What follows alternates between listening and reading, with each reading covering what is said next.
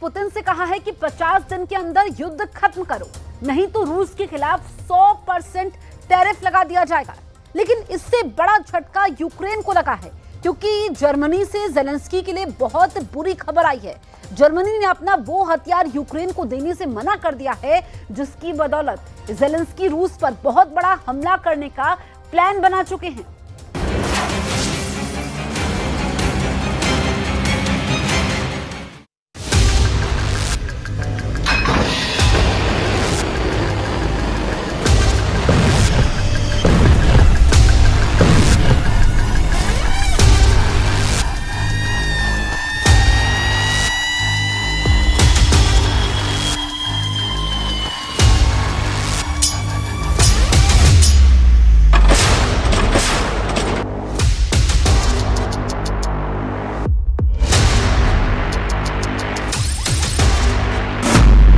Ukraine पर बरसी 1800 मिसाइलें, 10 साल तक पुतिन से जंग।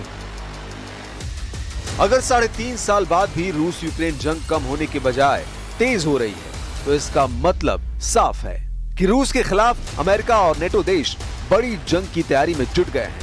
यूक्रेन पर पिछले कुछ हफ्तों में ही 1800 से ज्यादा मिसाइलें रूस की तरफ से दागी जा चुकी हैं। पिछले कुछ हफ्तों में यूक्रेन पर 1500 से ज्यादा हवाई हमले हो चुके हैं। और ऐसे हालात में अब अमेरिका के साथ जर्मनी, फ्रांस, ब्रिटेन यूक्रेन को बचाने के लिए एड़ी चोटी का जोर लगा रहे हैं। राष्ट्रपति ट्रंप के सामने सबसे बड़ी चुनौती यह है कि पुतिन को वो कंट्रोल नहीं कर पाए हैं, जबकि पुतिन यूक्रेन में अपने लक्ष्य को लेकर पूरी तरह से कॉन्फिडेंट हैं कि वो यूक्रेन के इलाकों पर कब्जा कर लेंगे।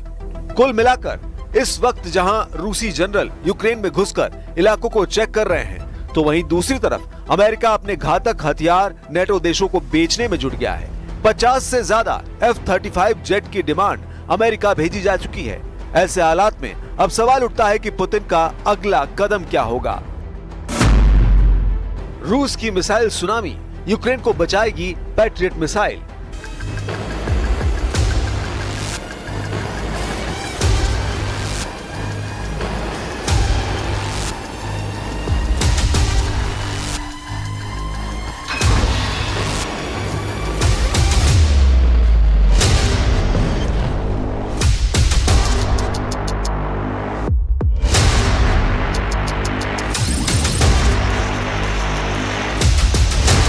यूक्रेन और रूस के बीच चल रहे संघर्ष ने एक और खतरनाक मोड़ ले लिया है।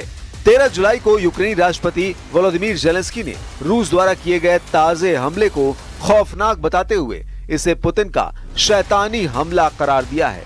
9 जुलाई को ही रूस ने एक दिन में 728 शाहिद ड्रोन हमले यूक्रेन पर किए थे। इसके अलावा रूस ने इस्कंदर और किंजल मिसाइलों का भी जमकर इस्तेमाल किया। जेलेंस्की के मुताबिक रूस का उद्देश्य केवल यूक्रेन की हवाई सुरक्षा प्रणाली को कमजोर करना नहीं, बल्कि बड़े शहरों की सुरक्षा को भी भेदना है। एक दिन में 1000 से अधिक ड्रोन यूक्रेन पर छोड़े गए, जिसके सामने यूक्रेन का एयर डिफेंस सिस्टम नाकाम साबित हो गया।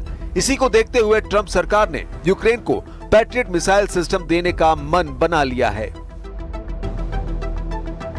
जर्मनी ने कहा कि यूक्रेन के लिए पैट्रियट वायु रक्षा प्रणालियों की बिक्री पर वॉशिंगटन से बहुत सकारात्मक संकेत मिले हैं। वहीं राष्ट्रपति डोनाल्ड ट्रंप ने कहा है कि वो यूक्रेन को पैट्रियट वायु रक्षा मिसाइलें भेजेंगे और यूक्रेन की रक्षा के लिए इनकी सख्त जरूरत है, क्योंकि रूसी राष्ट्रपति व्लादिमीर पुतिन बातें तो अच्छी करते हैं, लेकिन शाम को सब पर बमबारी कर देते हैं। अमेरिकी राष्ट्रपति ने कीव भेजे जाने वाले पैट्रियट मिसाइलों की संख्या तो नहीं बताई, लेकिन कहा कि यूरोपीय यूनियन अमेरिका को पैट्रियट वायु रक्षा प्रणालियों की भरपाई करेगा।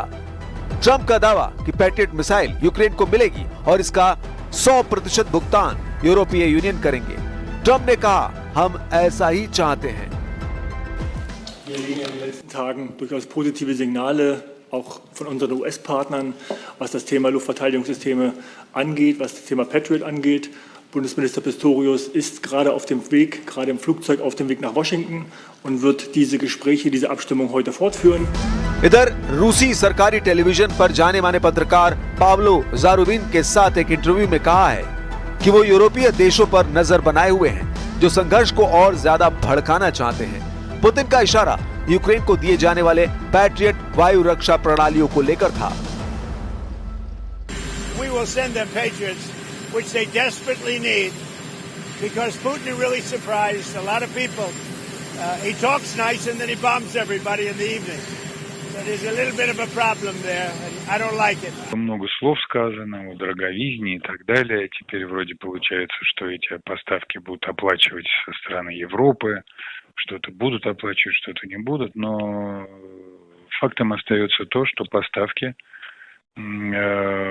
вооружений, амуниции, военной техники из Соединенных Штатов продолжались и продолжаются на Украине. रूस के तांडव में फंसा नेटो। लेकिन यह भी 100% सच है कि यूक्रेनियन यूनियन और नेटो की तमाम मदद के बाद भी रूस यूक्रेन जंग जीत रहा है।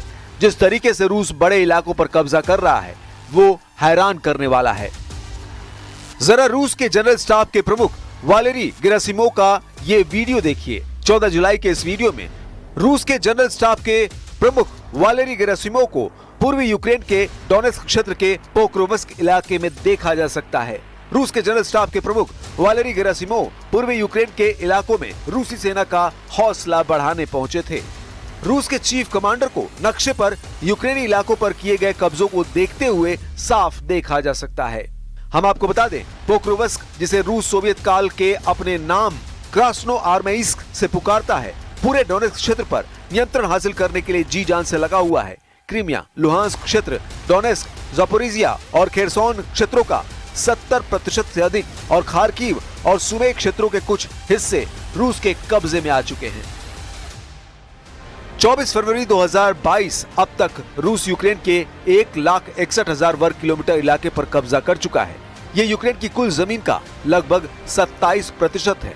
लेकिन उसके बावजूद जिस तरह से पुतिन ने ऐलान किया है कि यूक्रेन की जमीन पर जहां जहां रूसी सेना के कदम पड़ते जाएंगे वो जमीन रूस की होती जाएगी, उस ऐलान ने यूक्रेन के साथ साथ अमेरिका समेत नेटो के 32 देशों के होश उड़ा दिए हैं। 3.5 साल से भी ज्यादा की जंग में अभी तक यूक्रेन नेटो के साथ मिलकर रूस को अपने देश से खदेड़ नहीं पाया। जेलेंस्की ने गुहार लगाई है कि उसे भारी हथियार और बड़े पैमाने पर हथियारों की जरूरत है, लेकिन पुतिन ने जब से ऐलान किया है कि उनकी ओरेस्टिक हाइपरसोनिक का उत्पादन 3 गुना ज्यादा बढ़ा दिया गया है, जो किसी परमाणु हथियार से कम नहीं है, इस खबर ने नेटो के होश उड़ा दिए हैं। अब ऐसे हालात में यूक्रेन के दक्षिणी क्षेत्र खेरसोन में रूसी हवाई हमलों ने कोहराम मचा दिया है। खेरसोन के गवर्नर ओलेक्सांद्र प्रोकुडिन ने बताया है कि रूसी सैनिकों ने पूर्वी यूक्रेन के डोनेस्क क्षेत्र में शेवचेंको गांव पर नियंत्रण कब्जा कर लिया है, जो लिथियम भंडार के करीब है। रूसी रक्षा मंत्रालय के मुताबिक रूसी सैनिकों ने डोनेस्क में नोवोसेरहिवका की बस्ती पर भी कंट्रोल कर लिया है। हालांकि यूक्रेन के टॉप जनरल अलेक्सांद्र सिरस्की का दावा है यूक्रेन की सेना ने इस हफ्ते यूक्रेन के उत्तरी क्षेत्र सुमे इलाकों से रूसी सेना की बढ़त को रोक दिया है। लेकिन उसके बावजूद रूसी सेना तेजी से डिनिप्रोपेट्रोव्स्क इलाके की तरफ बढ़ रही है। ऐसे हालात में अगर रूस यूक्रेन के साथ जर्मनी, अमेरिका, फ्रांस और ब्रिटेन से भी जंग शुरू कर रहा है तो ये तीसरे विश्व युद्ध का साफ संकेत है।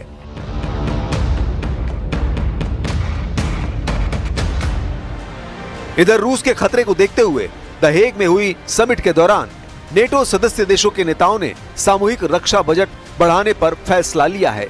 साल 2035 तक हर नेटो देश अपनी जीडीपी का हर साल 5% रक्षा और सुरक्षा से जुड़े सेक्टर में खर्च करेगा। इसमें बजट का 3.5% हिस्सा डिफेंस सेक्टर में खर्च किया जाएगा, जबकि बाकी का 1.5% महत्वपूर्ण इंफ्रास्ट्रक्चर के सुरक्षा में किया जाएगा। यूरोपीय देश अगले 10 साल में अपना रक्षा खर्च जीडीपी का 5% तक बढ़ाएंगे। नीदरलैंड्स के द हेग शहर में हुई नेटो समिट में अमेरिकी राष्ट्रपति डोनाल्ड ट्रंप ने यूरोपीय देशों से रक्षा खर्च बढ़ाने को कहा था। समिट के बाद सदस्य देशों की तरफ से जारी साझा स्टेटमेंट में कहा गया, हम सामूहिक सुरक्षा को लेकर अपने फैसले पर कायम हैं। वॉशिंगटन संधि के आर्टिकल 5 के मुताबिक नेटो देशों में से किसी पर भी हमले को सभी देशों पर हमला माना जाएगा। ट्रंप चाहते हैं कि सभी सदस्य देश अपने जीडीपी का 5% रक्षा पर खर्च करें। अभी नेटो के खर्च में यूरोपीय देशों का कुल योगदान केवल 30% है, जो देशों की जीडीपी का औसतन 2% है। इस बीच खबर है, स्पेन ने साफ कर दिया कि वो अपनी जीडीपी का 5% रक्षा खर्च पर नहीं लगा सकता। स्पेन ने इसका विरोध करते हुए कहा कि वो 2.1% से ज्यादा खर्च नहीं करेगा। फ्रांस, इटली, कनाडा और बेल्जियम जैसे देश भी इतना खर्च करने को लेकर आसानी से राजी नहीं है या कहें दुविधा में है। यूक्रेन के 51 से ज्यादा शहरों और गांवों पर भीषण हमला किया है। इस हमले में 20 से ज्यादा लोगों की जान चली गई और कई घायल हो गए। यूक्रेनी राष्ट्रपति व्लादिमीर जेलेंस्की ने इस हमले की निंदा करते हुए एक तीखा बयान जारी किया और अंतर्राष्ट्रीय समुदाय से तत्काल कार्रवाई की मांग की। जेलेंस्की ने ट्वीट कर कहा, हमारी आपातकालीन टीमें लगातार जमीन पर काम कर रही है। जहां जरूरत है वहां लोगों को राहत दी जा रही है। जेलेंस्की ने लिखा, रूसी हमले की भयावहता का अंदाजा इसी से लगाया जा सकता है कि रूस ने एक ही रात में लगभग 300 हमलावर ड्रोन से अटैक किए हैं। इसमें अधिकांश ईरान निर्मित शाहिद 136B ड्रोन थे, जिन्होंने यूक्रेनी इलाकों को तबाह किया है। इसके साथ ही रूस ने करीब 70 बैलिस्टिक और क्रूज मिसाइलों से विभिन्न शहरों पर हमला किया। यूक्रेनी वायुसेना के मुताबिक रूस ने 14 इस्कंदर M और KN-23 बैलिस्टिक मिसाइलों से हमले किए हैं। इसके अलावा 250 हमलावर शाहिद ड्रोन से हमले किए गए हैं। यूक्रेनी सेना का दावा है कि उसने यूक्रेन की 6 बैलिस्टिक मिसाइलों और 128 ड्रोन को मार गिराया। रूसी हमलों से यूक्रेन की राजधानी कीव समेत Zhytomyr, Khmelnytskyi, Ternopil, Chernihiv, Sumy, Odesa, Poltava, Dnieper, Mykolaiv, Kharkiv और चरकासी क्षेत्र में भारी नुकसान हुआ है। У ніч на суботу було 339 шахедів. Вже ближче до вечора сьогодні знов повітряні тривоги, знов шахеди в небі. Значну частину наші воїни збивають, але, на жаль, не всі. Крім того, російська армія продовжує використовувати також сотні спеціальних дронів-імітаторів, шахедів в кожному своєму ударі. Завдання цих дронів – перевантажити протиповітряну оборону та ускладнити збиття шахедів. Це їхній свідомий і підлий терор. आबादी नहीं, पूरे यूक्रेन पर कब्जा। यूएन के मुताबिक 3.5 साल की जंग में 30 लाख यूक्रेनी अपने ही देश में दूसरे ठिकानों पर जा चुके हैं, जबकि 60 लाख से ज्यादा यूक्रेनी विदेशों में शरण लिए हुए हैं। इधर पुतिन ने अमेरिका और यूक्रेन को साफ कह दिया है कि अगर सीज फायर चाहते हो तो यूक्रेन के कम से कम 5 प्रांत रूस के हवाले कर दो। हम आपको बता दें, रूस ने इन इलाकों पर हमले तेज कर दिए हैं जिन पर वो कब्जा करना चाहता है। अब आप ये जान लीजिए पुतिन सीज फायर किस शर्त पर करना चाहते हैं। रूसी सूत्रों के मुताबिक रूस ने यूक्रेन से 5 प्रांत देने को कहा है। रूस जिन 5 जगहों से यूक्रेन की आर्मी को हटाने पर तुला है वे हैं डोनेस्क, खेरसोन, खार्कीव, ज़पोरिजिया और लुहांस्क। डोनेस्क एरिया में रशियन बोलने वालों का प्रतिशत ज्यादा है, जो खुद को रूस के करीब मानते हैं। आखिरी सेंसस के मुताबिक डोनेस्क की लगभग 75% जनसंख्या रूसी बोलती है। वे कल्चरली भी रूस से जुड़े हुए हैं। इसके अलावा साल 2014 में क्रीमिया के रूस में विलय के बाद यहाँ के लोग खुलकर मॉस्को के सपोर्ट में आने लगे। यूक्रेनी सेना और रूसी सपोर्टरों के बीच भारी जंग भी हो चुकी है। यूक्रेन का सर्वनाश, पुतिन के सीरियल अटैक शुरू, रूसी मिसाइलों के हमले, रूसी फाइटर जेट के हमले, रूसी ड्रोन के हमले, रूसी टैंक, तोप, रॉकेट से हमले यूक्रेनी सेना पर बेहद भारी पड़े हैं। जब से अमेरिका ने यूक्रेन से दूरी बनाई है, उसके बाद से यूक्रेन का एयर डिफेंस सिस्टम बेहद कमजोर साबित हुआ है। रूसी सेना आसानी से यूक्रेनी सेना को मार रही है। एक मोर्चे पर 300 से 400 सैनिक मारे जा चुके हैं। हालात ये है कि महज 90 दिन में ही 472 मोर्चों पर 22,000 यूक्रेनी सैनिक मारे जा चुके हैं।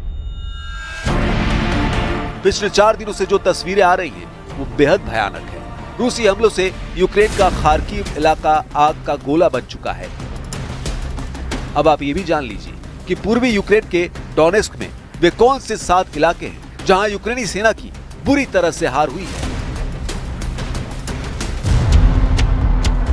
अमेरिका स्थित institute for the study of war यानी ISW के मुताबिक रूसी सेना महज 48 घंटे के अंदर यूक्रेन के 7 सीमावर्ती इलाकों में जबरदस्त बढ़त बना ली है।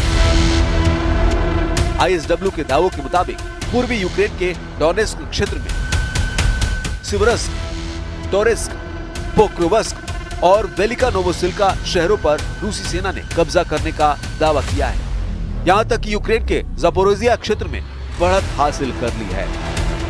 इसके अलावा रूस के बेलगरद शहर के उत्तर पश्चिम के मध्य डेमिडोवका, वर्खनो-काम्यांस्के और उत्तर दिशा की तरफ पोक्रोवस्क, वेलिका नोवोसिल्का पर पूरी तरह से कब्जा कर लिया है। रूस लंबे समय से यूक्रेन के लुहांस्क, डोनेस्क, हेरसोन और ज़पोरोजिया इलाकों पर सितंबर 2022 से कब्जा करके बैठा है। जहां कभी रूस को बढ़त मिल जाती है तो कभी यूक्रेनी सेना रूसी सेना को खदेड़ देती है। अब ऐसे हालात में देखना होगा कि रूस को काबू में करने के लिए अगर नेटो और अमेरिका जरूरत से ज्यादा हथियार यूक्रेन को देते हैं तो क्या रूस इसे बर्दाश्त करेगा, और नहीं करेगा तो रूस का अगला निशाना फ्रांस, जर्मनी और ब्रिटेन हो सकते हैं।